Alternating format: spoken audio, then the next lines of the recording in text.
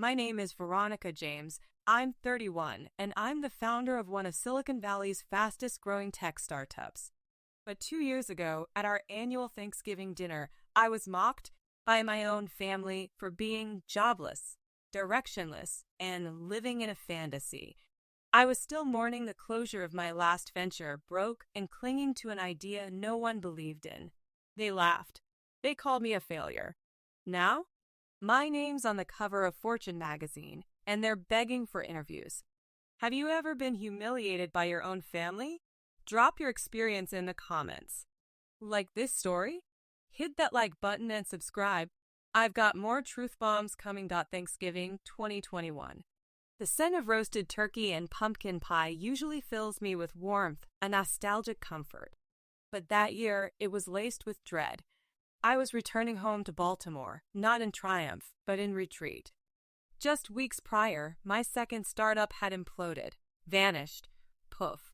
All my dreams, all my painstaking effort, gone in a puff of digital smoke. I arrived at my aunt's house, bracing myself for the usual family circus, but secretly craving some solace, a comforting word perhaps. What I got instead was a brutal, public dissection of my supposed failures. The air in the dining room felt thick with unspoken judgment. As soon as the small talk waned, the knives came out, cloaked in feigned concern. My cousin Jeremy, age 34, a man who consistently managed to flaunt his middling corporate job like it was the pinnacle of human achievement, leaned back in his chair, a smirk twitching at the corner of his lips. "So, Veronica," he began, his voice dripping with condescension, "still between ventures, are we?" Last I checked, between ventures was a fancy way of saying unemployed and cluelesses. I felt my cheeks flush, a hot wave of mortification washing over me. I tried to regain my composure, to project an illusion of control. "I'm exploring new opportunities, Jeremy," I managed, attempting to inject a professional calm into my voice. "It's a strategic pivot, actually." He actually scoffed. He actually laughed. Not just a polite chuckle, but a full-blown, head-thrown back, cackling laugh that echoed in the strained silence. "A pivot? You crashed 2 companies, Veronica. How many more times are you going to pivot before you realize you're just spinning in circles?" His words cut deeper than any knife. It wasn't just the unemployment he was mocking. It was my ambition, my very attempt to create something. Then, my niece Alyssa, 22, fresh out of her first semester at Harvard, piped up from across the table. Her voice was sweet, almost sickeningly so, laced with that innocent-sounding condescension only the truly self-absorbed can master. "Oh, Aunt Veronica," she chirped, "it's okay. Not everyone's built for success. Some people are just better suited for other things." She offered me a pitying smile, as if she were excusing a child for not understanding calculus. Her condescencio, and, though cloaked in politeness, was somehow more infuriating than Jeremy's open mockery. It was a dismissal, a polite burial of my spirit. She hadn't even truly started her career, and here she was, the oracle of accomplishment, looking down on me. I searched the faces around the table, desperately seeking an ally, a defender.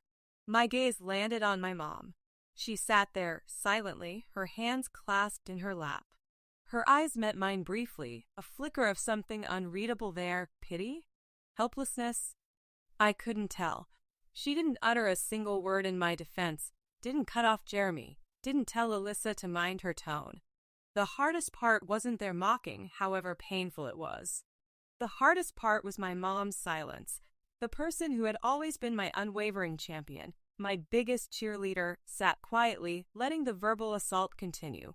It felt like an abandonment, a tacit agreement with their harsh assessment. The food turned to ash in my mouth.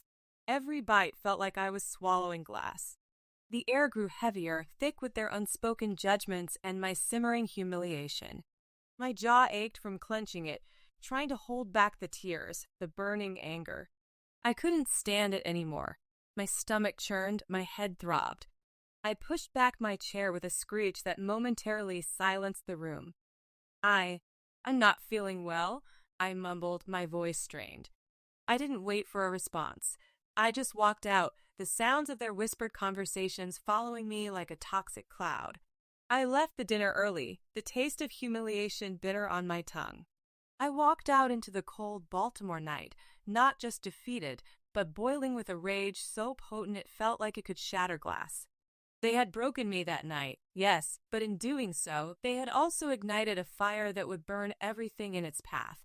It was a fire they would soon regret starting. Ditchy anger propelled me, like a slingshot, back to San Francisco. Baltimore felt suffocating, a gilded cage of judgment. I needed to breathe the air of innovation, even if, at that moment, I was only breathing the stale air of my best friend Rachel's guest room. She, bless her heart, gave me a place to crash, no questions asked, no judgments passed. Rachel was the antidote to my family's poison, but even crashing on Rachel's futon couldn't erase the echoes of that Thanksgiving dinner. They played on a loop in my head, Jeremy's sneering laugh, Alyssa's saccharine pity, my mother's silent acquiescence. Every night, as the city hummed outside, I lay awake, the flashbacks of those insults fueling my sleeplessness. It was a vicious cycle. The humiliation would morph into despair, and then the despair would morph into a burning, bitter resolve. For days I wallowed. I scrolled through old emails, rereading the polite rejections from venture capitalists, the terse notifications from my previous investors announcing the shutdown, the harsh feedback from angry users of my second failed app. Each word was a cut, adding to the raw wound of that Thanksgiving night. I let myself sink into it, let the pain wash over me. It was a necessary purging, a deep dive into the abyss of my failures. And then, one morning, I snapped. It wasn't a dramatic, movie scene kind of snap, but a quiet, internal click. I looked at my reflection in the dusty mirror, gaunt and hollow-eyed, and something shifted. I was tired of being the punching bag, tired of the despair, tired of the self-pity. I picked up a cheap, spiral-bound notebook and a pen. My hand trembled as I wrote the first words, almost illegibly, on the pristine first page. They won't laugh when I win. It wasn't a question. It wasn't a hope. It was a declaration. It was a vow. That notebook became my confidant, my therapist, my war room. Every night, after the city quieted and Rachel was asleep, I would pour out everything onto those pages. The pain, yes. The lingering hurt from my family's barbs. But also the ideas. The wild, half-baked, seemingly impossible ideas that had been swirling in my mind, too afraid to surface. I analyzed my past failures, dissecting every misstep, every wrong turn. I didn't shy away from the hard truths. What went wrong? How could I have done it differently? What did I learn? I began to see failure not as an end, but as incredibly expensive, incredibly painful tuition. I was a graduate of the School of Hard Knocks, and I had accumulated an impressive amount of knowledge, however unwelcome it had been at the time. I realized that my problem wasn't an inability to build. It was a crisis of confidence, amplified by the people who were supposed to lift me up. So I decided to pivot. Not a business pivot, not a career pivot, but a life pivot. I decided to channel every ounce of that rage, that humiliation, that burning desire for vindication into building something that couldn't be ignored. Something so undeniably successful, so impactful, that it would speak for itself. It wouldn't just be about building a tech company. It would be about rebuilding myself, brick by painful brick. It would be about proving them wrong, yes, but more importantly, it would be about proving to myself that I was resilient, resourceful, and capable of unimaginable things. This time, failure wasn't an option, because walking away would mean letting them win. And that, I decided, was something I would never do. Sleepless nights, fueled by indignation and cheap coffee, became my routine. My journal, once a repository of pain, began to fill with lines of hurried code, diagrams, and increasingly absurd ideas. I was determined to find an angle, a niche, something that could actually take off. I wasn't just coding anymore. I was trying to code my way out of despair, out of that Thanksgiving dinner humiliation. One particularly brutal night, I was staring at a blank screen, the familiar anxiety churning in my stomach. Rachel, ever the thoughtful roommate, brought me a plate of cookies. "You look like you haven't eaten in days," she said, gently placing the plate beside my laptop. As she left, I picked up a cookie, my mind still racing. What if there was an algorithm for this? For cravings? For mood and snack pairings? It sounded utterly ridiculous. But then again, some of the most groundbreaking ideas were. Driven by a strange mix of sleep deprivation and a sudden, bizarre inspiration, I started coding. I built a basic AI, a machine learning model, that attempted to predict snack cravings based on conversational keywords, time of day, even perceived mood. It was crude, messy, certainly not ready for prime time. I fed it data from my own snack habits, my late-night chocolate binges, my stress-induced chip cravings, my post-workout fruit desires. It was a silly, personal project, a distraction from the larger, more daunting task of rebuilding my life and career. I called it Snack Sense initially, then Craving Predictor, before landing on the more approachable Snack Smart. Just for kicks, and because I had literally nothing to lose, I shared a rudimentary prototype of it on a niche subreddit dedicated to AI experiments. I wrote a quick post, something like, "Built a silly AI that tries to predict your next snack based on your mood. Give it a try." I expected crickets, maybe a few condescending comments about how trivial it was. Instead, my phone lit up, and kept lighting up. The prototype went viral. Not just within that subreddit, but beyond. People started sharing it on Twitter, saying, "This AI just told me I need a bag of cheesy puffs, and it's so accurate." Screenshots of surprisingly on-point predictions flooded my notifications. The comments were a mix of disbelief, amusement, and genuine fascination.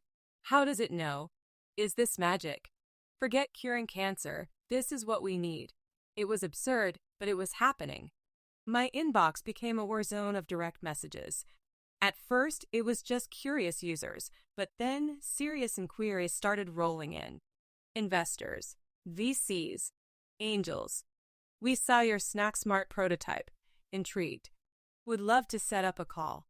This has real potential. Are you seeking seed funding?" I read the messages, my jaw practically on the floor. Was this real? Could this silly, accidental creation actually be my breakthrough? I didn't waste a second. The rage from Thanksgiving dinner had solidified into an unshakable resolve. This wasn't just a snack app. This was my chance. I worked nonstop, refining the prototype, building out a more robust model. I pulled together a pitch deck fueled by the sheer audacity of the idea and the undeniable viral proof of concept. My past failures, the rejection emails, the humiliation, they didn't define me. They tempered me. They made me sharper, more resilient. Within days of the Reddit explosion, I had virtual meetings scheduled from morning till late night. I practiced my pitch to Rachel until she could recite it backward. And then the first offer came in a small but significant $250,000 in seed funding. It wasn't life-changing money, not yet, but it was validation. It was belief. It was fuel. Boom. Just like that. Project Snack Smart wasn't just a quirky experiment anymore. It was a legitimate, funded startup. And the best part? It had started as a late-night, cookie-fueled coding spree, a defiant act of creation born from the ashes of humiliation. My family called me directionless. I was about to show them exactly where I was headed. Seed funding was a lifeline, but it was just a taste. To truly build Snack Smart into the empire I envisioned, I needed serious capital. That meant Series A funding, and that meant facing the gauntlet of Silicon Valley's top VCs. I'd been through this before in my previous ventures, and the rejection still stung. This time, though, I had something different: viral proof, a live beta app, and a burning desire for vindication that overshadowed any fear of failure.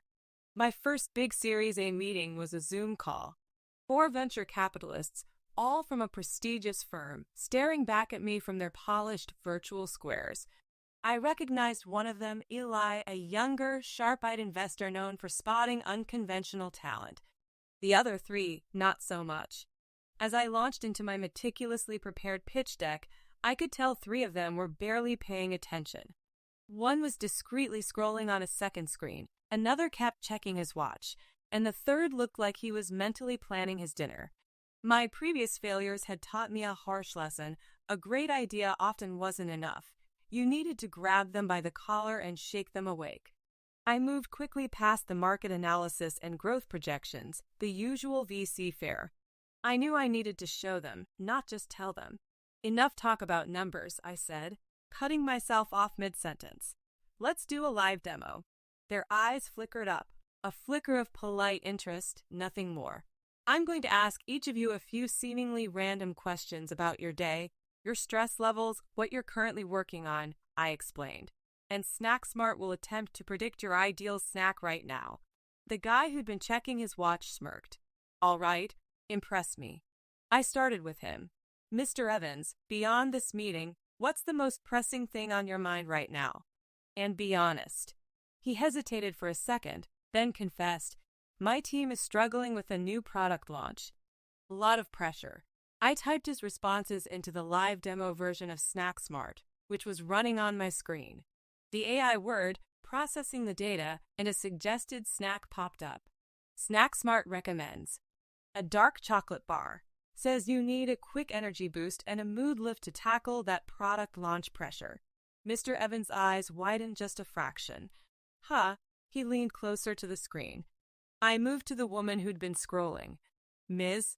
Chen, what's something you've been procrastinating on today? She laughed nervously. My expense reports. Always my expense reports. SnackSmart processed. Ms. Chen, SnackSmart suggests gummy bears. It says you're looking for a small, sweet reward to get through a tedious task. Her jaw practically hit the table.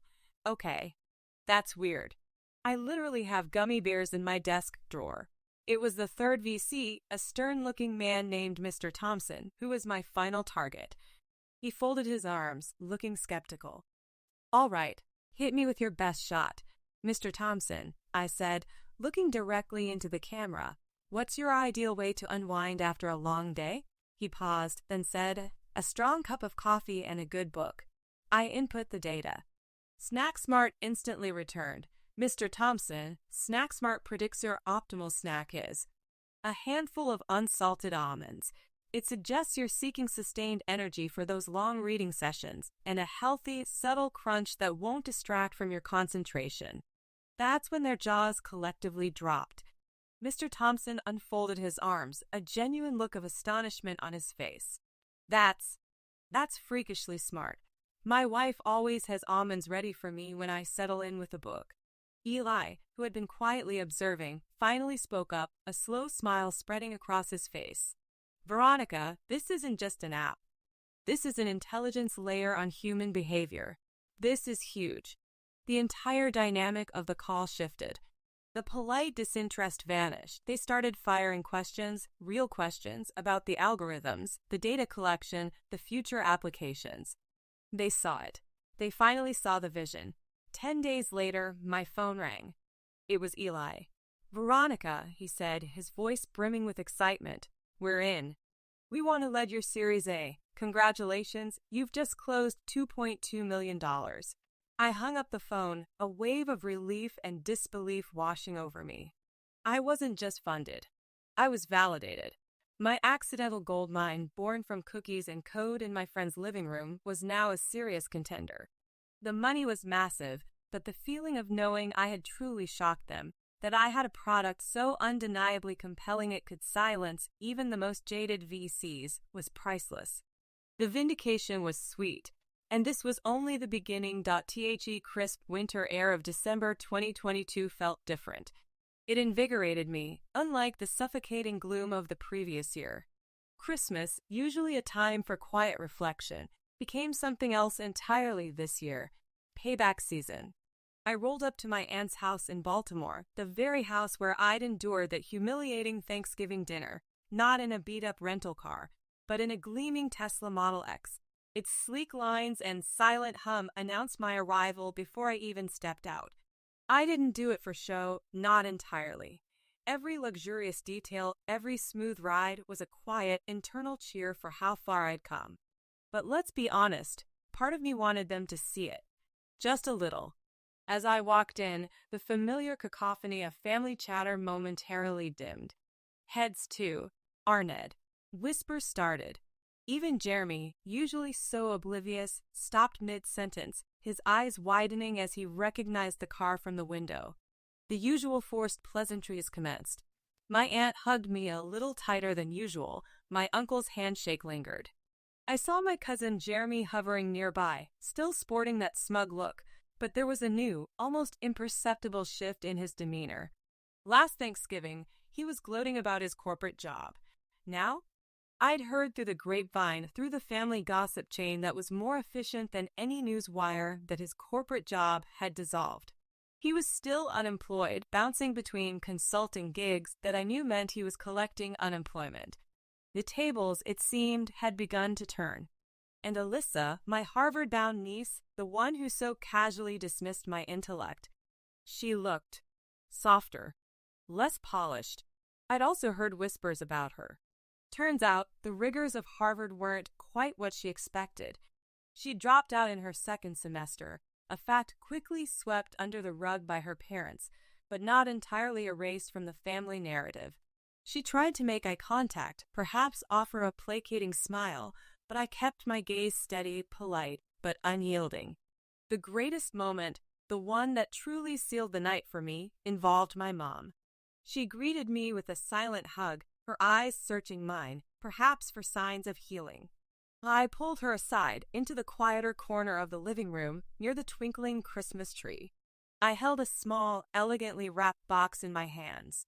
"Mom," I began, my voice low, for her ears only. "This is for you.